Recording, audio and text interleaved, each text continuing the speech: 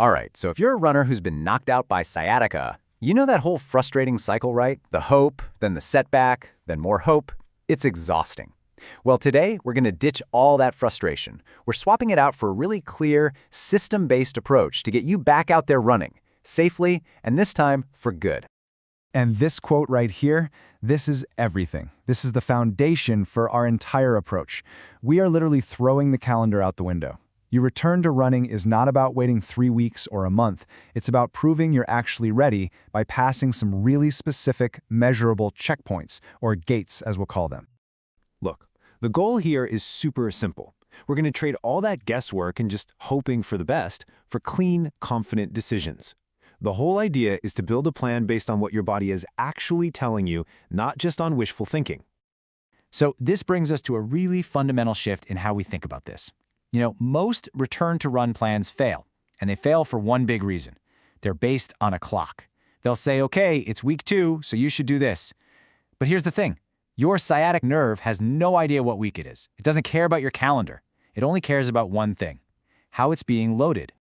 And this right here, this is our new rule book. A criteria-based return basically means you only move forward when your body gives you a clear green light. It's all about listening to the data, your symptoms, how you're functioning day to day, your strength, and letting that stuff dictate your next move, not some arbitrary date on a calendar.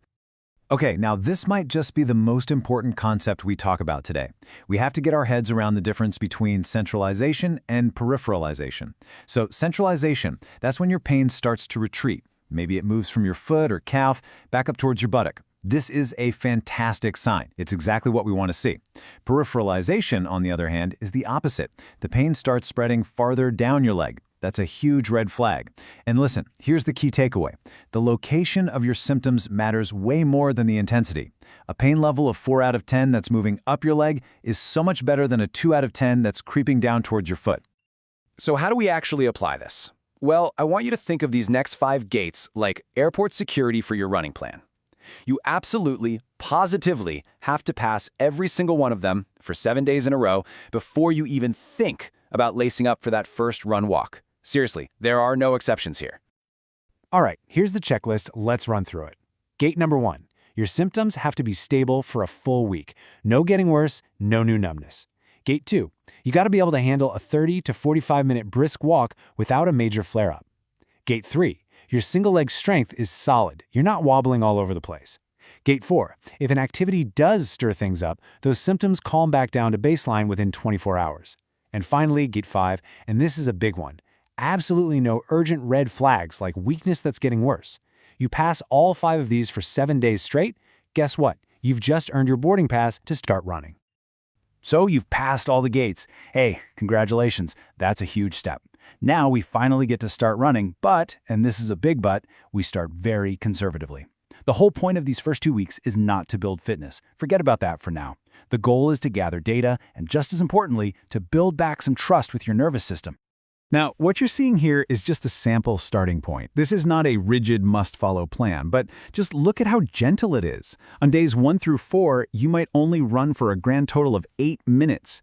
The key focus here is absolutely critical. The effort should be easy, and you only change one single thing at a time, so you either make the run part a little longer or you do more reps. You never, ever do both at the same time. And this is your safety net. Think of these as your non-negotiable eject buttons. If those symptoms start spreading down your leg, that peripheralization we talked about, you stop. The run is over immediately. If numbness gets worse or you feel any new weakness, you stop. If you start limping, you stop.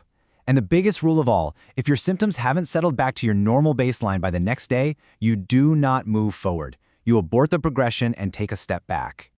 You gotta love this quote because it's just so true. Nerves invoice late.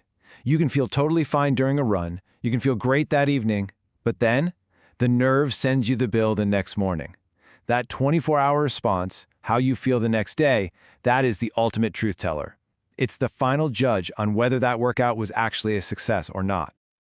Okay, so we're on the road back. Now let's talk about how to stay on it and not take a wrong turn. This part is all about dodging those common mistakes that can send you right back to square one and using a little bit of simple math to keep progressing safely without getting lost in a major flare-up. All right, Let's quickly run through the 7 biggest mistakes people make that trigger a reflare. Number 1. Pushing through pain trying to earn your fitness back. Don't do it. 2. Testing your speed way too early. 3. Ignoring that 24-hour rule we just talked about. That's a cardinal sin. 4. Sitting for a long time right after a run. 5. Using worn-out shoes or falling into old bad running habits. 6. Copying what your friend did. And 7, this one's sneaky, progressing just because you had one good day. Remember what we said, we need a trend, not a fluke. So that brings up the question, how much can you actually add each week? A good general rule of thumb is to increase your total running time by somewhere in the ballpark of 10 to 20%. But, and listen closely, this is not a license to just jump up by 20% every single week. If your symptoms are even a little bit cranky, you stick to the low end, around 10%. Think of this as a guideline, not a guarantee. So how do you earn the right to add that 10 or 20%? You use something we call the 2 green days rule. It's simple. You have to complete 2 consecutive sessions at your current level and have a calm, stable response the next day before you can even think about adding more. Why 2? Because, like the slide says, 1 good day is just weather. It could be a fluke. But 2 good days in a row, now you've got a trend. That's your green light to progress. All right, we've covered a lot. We've talked about the mindset shift, the 5 gates, and the rules of the road. Now let's bring this all home and turn it from information into action. I'm going to give you one concrete step you can take the minute this is over.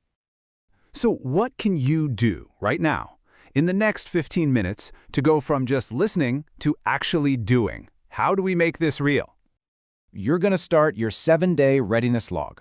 It is that simple. Seriously, just grab a notebook or open the Notes app on your phone. And for the next week, I just want you to track these 4 simple things every single day. Number 1, your symptom location. Where's the pain and how far down does it go? 2, your walk tolerance. How many minutes? How did it feel? 3, your morning response. When you wake up, are you better, the same, or worse? And 4, a simple strength check, like how many single leg calf raises you can do. That's it. This is the data you need to make a clean decision about passing those 5 gates. And that brings us to the final and maybe most important point. Real, lasting confidence in your return to running. It doesn't come from gutting out a longer run and just hoping for the best. It's built quietly, day by day, when you look at your log and you see the data proving that your body is handling the load. It's when the facts match your plan. That is how you build a return to running that lasts, one that's free from all that panic and uncertainty.